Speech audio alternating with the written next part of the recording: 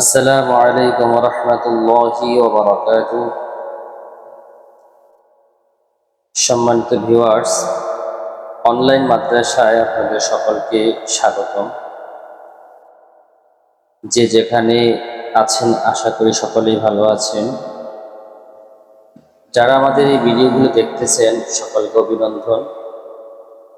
আমরা এই অনলাইনের মাধ্যমে চেষ্টা করতেছি সারা বিশ্বের মধ্যে যে যেখানে আছেন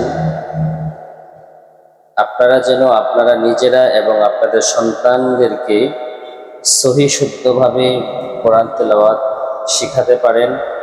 এর জন্য অত্যন্ত সহজ এবং সাবলীলভাবে আপনাদের সামনে কোরআন শিক্ষাটাকে সহজভাবে উপস্থাপনা করার চেষ্টা করতেছি, যেন আল্লাহ পাক রব্বুল আলামিনের পবিত্র কোরআন তেলাওয়াত শিক্ষা থেকে যেন কেউ বঞ্চিত না।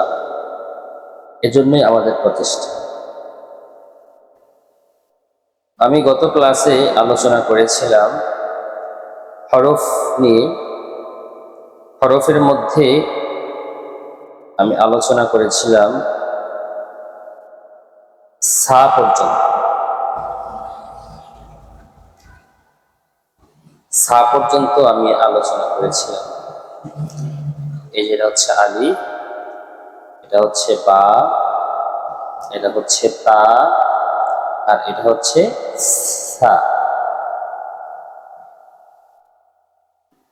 আস্তে আস্তে করে আমরা সামনের দিকে আগাবো। এই কারণে তাড়াহুড়ো করতে গেলে এবং সবগুলো যদি আমরা একত্রে শিক্ষা দিতে চাই অনেকের কষ্ট হয়ে যাবে। এই জন্য আমরা চাই বাচ্চাদের মতো করে, বাচ্চাদেরকে যেভাবে শিখাইলে তারা সহজে শিখতে পারে ওই উপযোগী করেই আমি ক্লাসগুলি উপস্থাপনা করার চেষ্টা করতেছি। আজকে আমি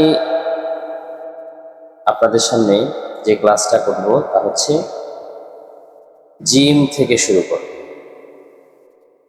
গত ক্লাসে আমি এই যে বা, নিচে একটা নোক্তা আছে, তা উপরে দুটা নোক্তা, সা উপরে তিনটা নোক্তা, এটা নাম হচ্ছে বা, আর এটা হচ্ছে তা, এটা হচ্ছে সা। এখানে একই ফ্রেম, এই যে ফ্রেম, এই যে বাঁকা চাঁদের মতো ফ্রেমটা, এবং এইটা এবং এইটা, এই তিনটা কিন্তু একই রকম। এখানে শুধু হরফ দিয়ে, শুধু নোক্তা দিয়ে হরফের পরিবর্তন হয়। নিচে যখন একটা নোক্তা হবে তখন এটা হয়ে যাবে বা, উপরে যখন দুইটা নোক্তা হয়ে যাবে তা, উপরে যখন তিনটা নোক্তা হয়ে যাবে সা। আচ্ছা, এবার আমরা যাব এর পরবর্তী হরফ। পরবর্তী হরফ কি আছে? পরবর্তী হরফ আছে জিম, তারপরে এখানে আছে হ্যাঁ, আর এটা হচ্ছে খ।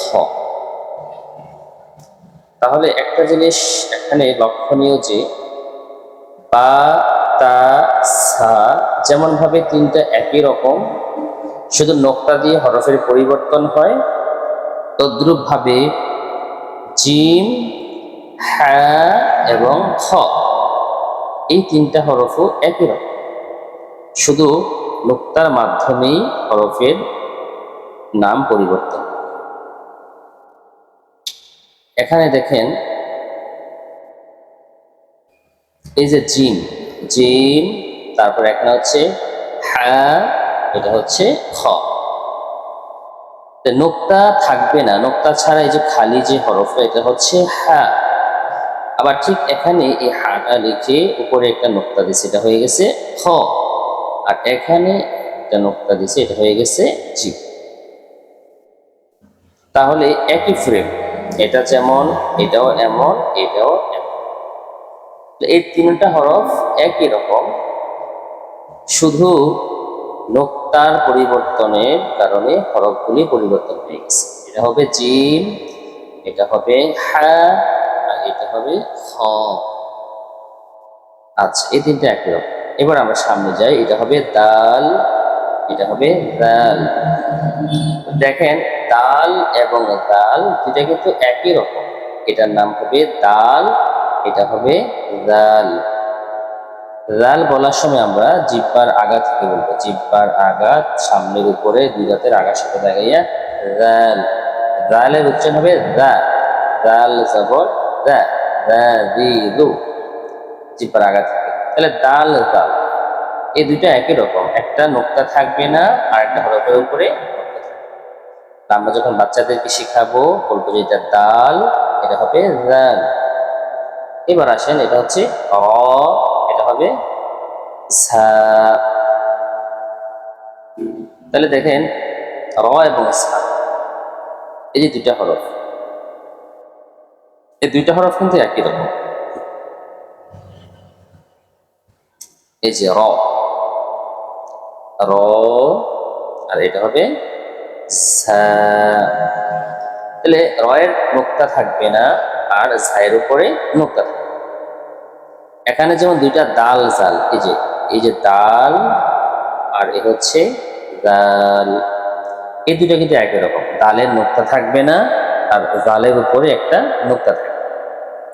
তো পাশাপাশি আমরা হরফগুলি শুদ্ধ করেও বলার চেষ্টা করব।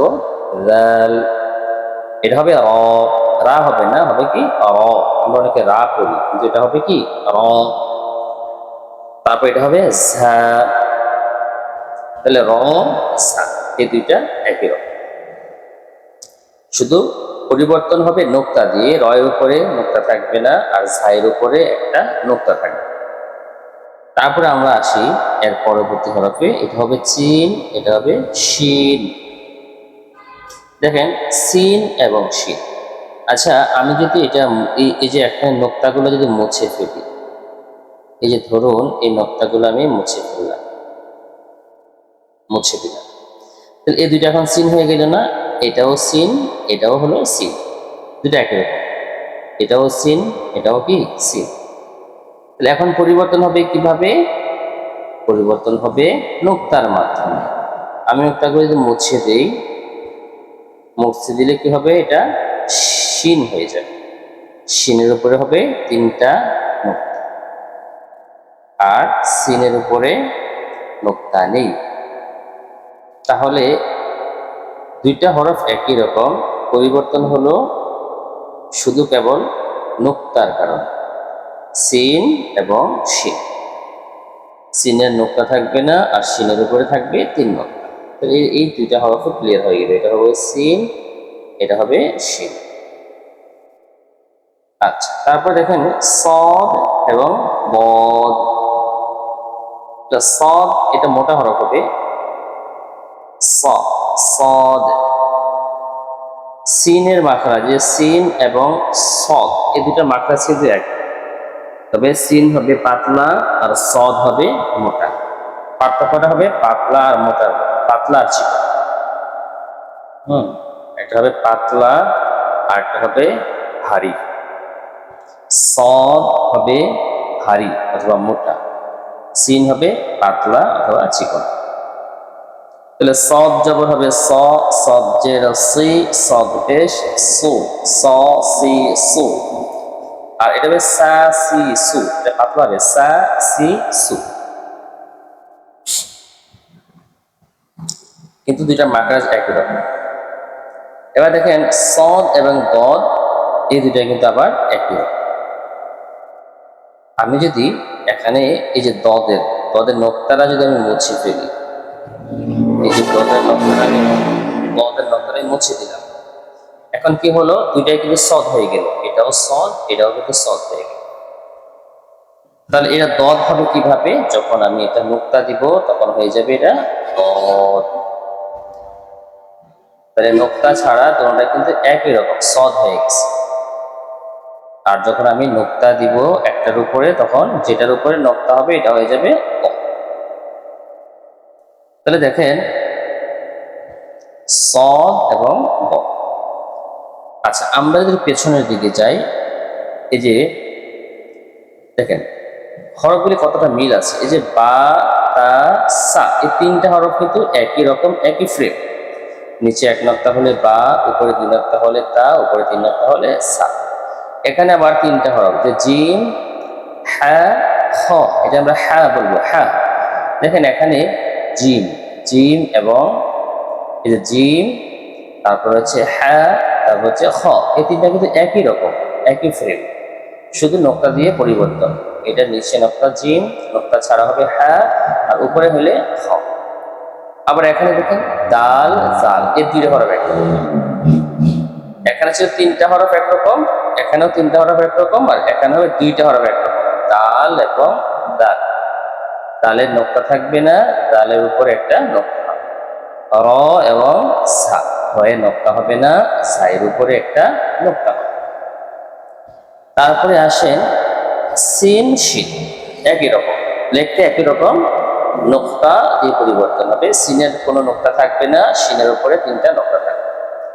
এখানে সদ এবং বদ, সদের কি হবে না, নোক্তা হবে, এটা মানে সদ, আর এটা হবে বদ। সদের নোক্তা হবে না, বদের উপরে একটা নোক্তা থাকবে। তাহলে আজকে আমরা এতটুকু শিখলাম বদ পর্যন্ত। তাহলে আমরা নিজেরাও পড়বো, পাশাপাশি আমাদের বাচ্চাগুলিকে আমরা এভাবে প্র্যাকটিস করাতে ধরে ধরে।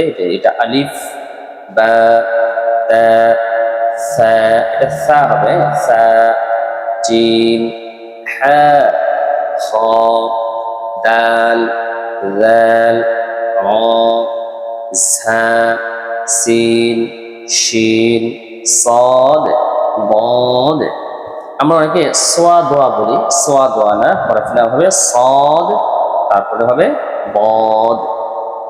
আজকে আমরা বদ পর্যন্ত শিখলাম। পরবর্তী ক্লাসে আমরা এর পরবর্তী যে হরফগুলি আছে ক গ থেকে আমরা বাকিগুলি ইনশাল্লাহ শেষ করব। আমরা আস্তে আস্তে করে আমরা সবগুলি হরফ শিখে ফেলব। দ্রুত করতে গেলে আমাদের মনোযোগ নষ্ট হবে এবং আয়ত্ত করতে কষ্ট হবে। এর জন্য আমরা জিরো লেভেল থেকে একেবারে অ্যাডভান্স লেভেল পর্যন্ত কোরআনের প্রতিটি শব্দ, প্রতিটি হরফ এবং আপনার টান, গুন্না, হ্যাঁ, যা কিছু আছে আমরা ধারাবাহিকভাবে আস্তে আস্তে শিখবো ইনশাল্লাহ। এই ক্লাসগুলি যখন আপনারা দেখবেন ধারাবাহিকভাবে, একজন মানুষ যদি একেবারেই কোরআন করতে পারে, সেও